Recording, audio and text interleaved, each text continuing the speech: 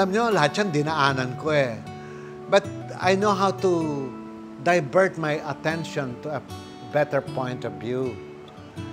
Lahat naman tayo, kahit naman tomboy, kahit naman lalaki, kahit naman babae, pag walang itsura, binubuli naman talaga ng iba. Natural lang yan. Well, pag sinisigaw kayo, bakla, bakla, bakla, sigawan nyo rin. Lalaki, lalaki, lalaki. Ganun lang naman yung mundo. Let's be fair to everyone dahil kailangan natin respetohin ang bawat tao sa mundo na ang bawat tao ay may kanya-kanyang pananaw. At like ko sinasabi sa mga bading na hindi lahat ng tao sa mundo ay tanggap ang kabadingan. At dapat igalang din natin sila dahil may kanya-kanyang opinion ang bawat tao.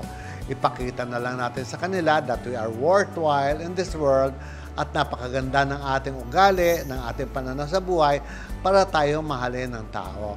But to get back on a negative point of view, hindi maganda.